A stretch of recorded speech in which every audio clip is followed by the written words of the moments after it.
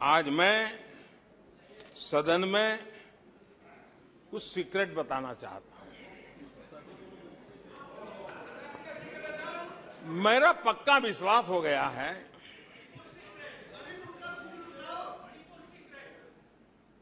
कि विपक्ष के लोगों को एक सीक्रेट वरदान मिला हुआ है। हाँ,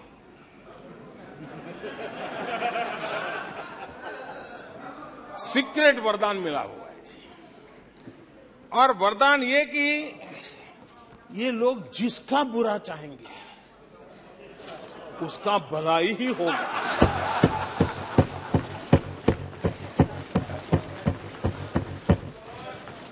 एक उदाहरण तो आप देखिए, मौजूद है। 20 साल हो गए, क्या कुछ नहीं हुआ, क्या कुछ नहीं किया गया, लेकिन भलाई होता गया। तो आपको बड़ा सीक्रेट वरदान है जी, और मैं 3 उदाहरण से ये सीक्रेट वरदान को सिद्ध कर सकता हूं जी।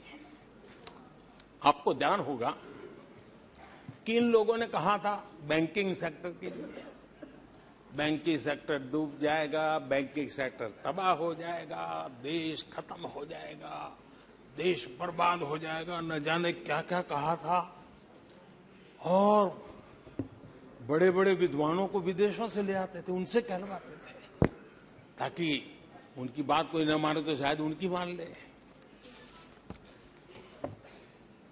हमारे बैंकों की सेहत को लेकर के भांति भांति की निराशा, अफवाह फैलाने का काम इन्होंने पुरजोश किया।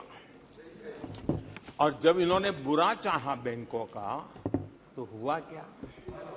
हमारी public sector banks net profit 2 गुने से ज्यादा हो गया। इन लोगों ने फोन बैंकिंग घोटाले की बात, इसके कारण देश को एनपीए के गंभीर संकट में डुबो दिया था।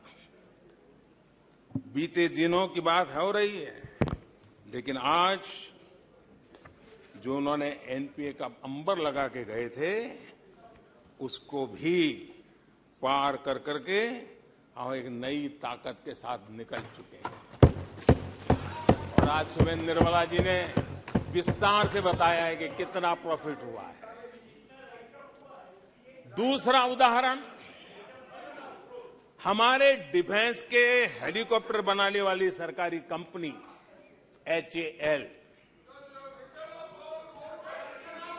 ये एचएएल को लेकर के कितनी भली बुरी बातें इन्होंने करी थी। क्या कुछ नहीं कहा गया था एचएएल के लिए, और इसका दुनिया पे बहुत नुकसान करने वाली भाषा का प्रयोग किया गया था। और एचएएल तबाह हो गया है, एचएएल खत्म हो गया है, भारत की डिफेंस इंडस्ट्री खत्म हो चुकी है। ऐसा न जाने क्या क्या कहा गया था एचएएल के लिए। इतना ही नहीं, जैसे आजकल खेतों में जाकर के वीडियो शूट होता है, मालूम है ना? हाँ, खेतों में जाकर के वीडियो शूट होता है, हाँ। वैसा ही उस समय एचएएल फैक्ट्री के दरवाजे पर मजदूरों की सभा करके वीडियो शूट करवाया गया था और वहां के कामगारों को भड़काया गया था। अब तुम्हारा कोई भविष्य नहीं है, तुम्हारे बच्चे मरेंगे, भूखे मरेंगे, एचएएल डूब रहा है। देश की इतनी महत्वपूर्ण इंस्टीट्यूट को इतना बुरा चाहा, इतना बुरा चाहा, इतना बुरा कहा कि वो सीक्रेट आज एचएएल सफलता की नई बुलंदियों को छू रहा है। एचएएल ने अपना highest ever highest revenue register किया है।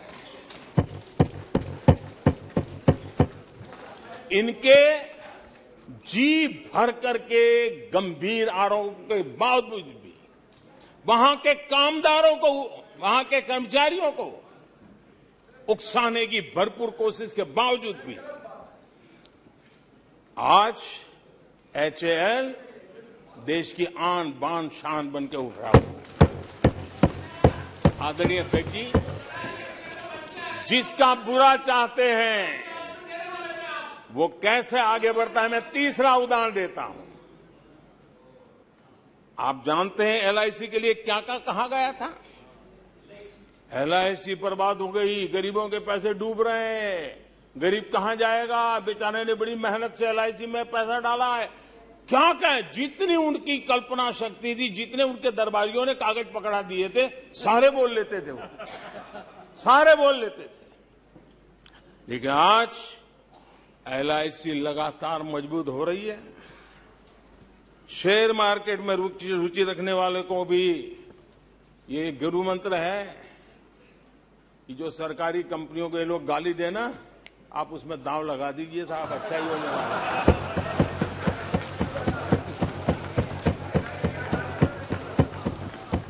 From breaking news, detailed analysis, in-depth interviews and explainers, follow the Times of India. Subscribe to our YouTube channel. Don't forget to like our videos and hit the bell icon to stay updated with the latest.